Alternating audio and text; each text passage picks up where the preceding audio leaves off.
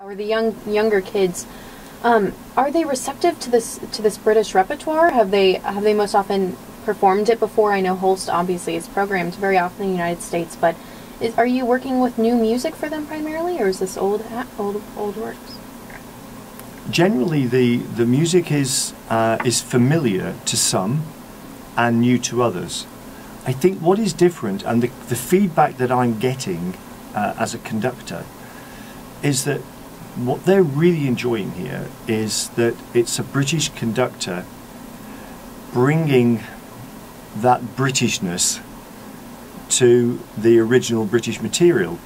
And I spend a lot of time talking to them about what this music means and how one should think of it, not necessarily as notes and tunes, but think of them as melodies. Because most of this particular music was coming from folk song and traditional elements, so they're very, very lyrical, even to the point of being songs without words.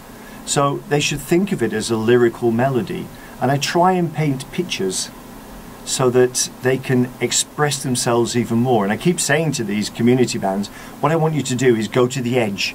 Go to the edge of performance, because a lot of community bands, you know, they play in the middle because it's very safe, and some of the semi-pro orchestras do the same. That kind of like the mezzo forte, and just slightly either side of it seems to be the dynamic variation. Whereas if you really put a lot of effort into it and you create a wider dynamic scope, you're creating more interest. But that means working a little bit harder, and it's a matter of taking the information that's on the page and taking it to the edge. So if it's asking for the accents and it's asking for smooth lines and lyrical shapes, then I try and pull those out and explain to them how to do that. It's more about the music and the shape than actually the notation, because I think by the time I stand in front of these bands, I get to do the good stuff, because the poor resident conductor has been chasing the notes and putting it all together, and I come in and put the icing on the cake. You have the easiest job and yet also the hardest job, it seems like. I have the fun job. Yeah.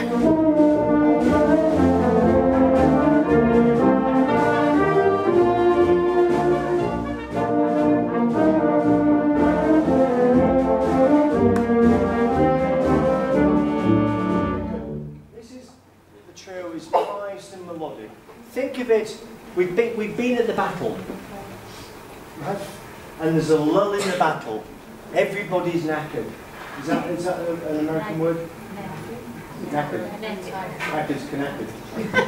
No, tired. Everybody's tired. Okay? Everybody's tired, and they're going to have a little rest, right? And they're thinking about their loved ones at home.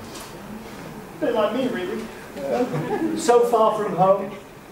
So many strange people. So much music. Yeah. So little time. Okay? But, so what we need to do is, I want you to paint the picture now. Right? So these guys are now resting, and we're going to create that. And we have this little love moment when they do a little crescendo. Is that a good picture? Yes, it is. Yes, it is. See? It's great, isn't it? I love that. Good. It's the right brain in you, this stuff.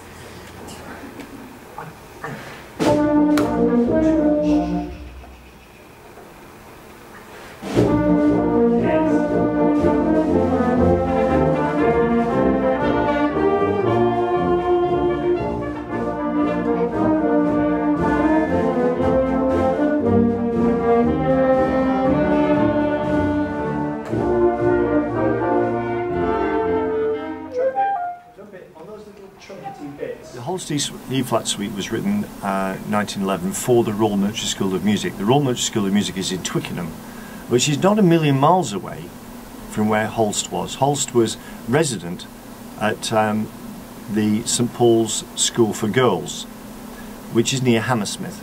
And I used to live in Putney, which is Putney Bridge, very close to the River Thames. I could walk across the River Thames, turn left, walk down the river, gorgeous walk by the way, past Fulham Football Club, that's football as in soccer by the way, and I'm a great fan of Fulham, go Fulham, okay, and then go a little bit further and you come to a pub. It's a public house of course, and it's called the Blue Lagoon.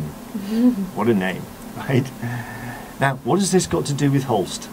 It's got everything to do with Holst, because that's where Holst went to have a beer. And whilst Holst was sat there having his beer, he could see, looking right out of the pub, he could see Hammersmith Bridge. And he wrote one of the most incredibly gorgeous pieces of music, and very difficult, to be honest, for the concert band. He wrote an original overture called Hammersmith. So that gives you an idea of where he was and what he was doing. But going back to the Suite in E flat, he wrote that as in 3 movements, and he finishes with a march, which is quintessentially a British style concert march, but it has thematic material which is taken from English folk song. The melody on the first movement is based in English folk song writing, so it's kind of like an 8-bar song, and what he does, he plays with it, he kind of like inverts it, and then he takes it a little bit into the minor key, and it changes in style, and it becomes kind of funereal in a way. And the middle movement, the chaconne, is a really gorgeous melodic line. So he's writing all this wonderful material, and he was also very adept at this particular time for writing in terms of orchestration. He was very advanced in his thinking of how the military band should be scored, and it's actually a wonderful piece of music that has stood the test of time, and I would certainly recommend that you play it to your audience. I'm definitely gonna use that whole introduction and play that. That was great. So Pause for a second.